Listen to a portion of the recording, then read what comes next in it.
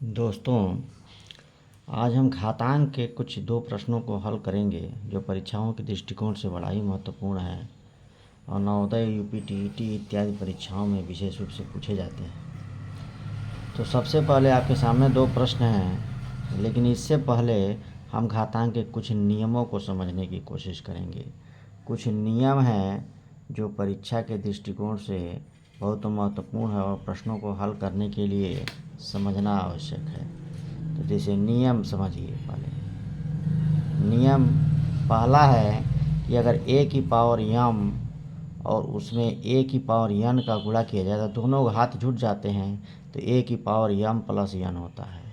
इसी तरह दूसरा नियम है, अगर a की घाते m में भाग दिया जाए a की घाते n का, तो ये घट जाता है, घात a की घाते m ऋण n हो जाता है। इसी तरह तीसरा नियम है कि अगर मान लीजिए m की घाते ऋण n हो तो ये रेसिप्रोकल करेंगे तो ये प्लस में हो जाएगा, यानी इसको हम लिख सकते हैं 1/m की घाते ये प्लस n हो जाएगा। या इसी को उल्टा कर दें कि अगर मान लीजिए 1/a की घाते अगर ऋण m है तो हम लिख सकते हैं, इसको रेसिप्रोकल बोलते हैं, प्रतिलोम। ये उल्टा हो जाएगा और a की घाते m धनात्मक हो जाएगा। तो इतनी बातों को याद रखें। चलिए पहले प्रश्न को हम लगाते हैं। पहला प्रश्न आपके सामने है कि ब्रैकेट में 243 की घाते 3/5 है। सबसे पहले 243 का हम गुणनखंड करेंगे। वैसे तो गुणनखंड निकालने के लिए ऐसे आप कर सकते हैं, 3 से काटेंगे, 3/24, 3 एकम 3, फिर 3 से काटेंगे, 3 दूना 4, 3 सते 21, फिर 3 से काटेंगे, 3 नवा 27, फिर 3 से काटेंगे, 3 तिरिके 9, फिर 3 से काटेंगे, 3 एकम 3, 1 2 3 4 5 हो जाएगा। यानी इसको हम लिख सकते हैं 3 की घाते 5 की पावर 3/5।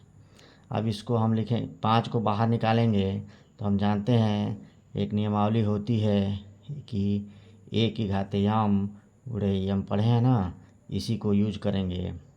तो क्या करेंगे, 3 की घाते ये 5 बाहर हो जाएगा गुणे 3/5, यानी 3 की घाते ये 5 से 5 घट जाएगा और 3 की घाते 3, यानी 3 तिरिके 9 तिरी 27, यानी 3 गुणे 3 गुणे 3 हो जाएगा, यानी हमको उत्तर मिल जाएगा 27।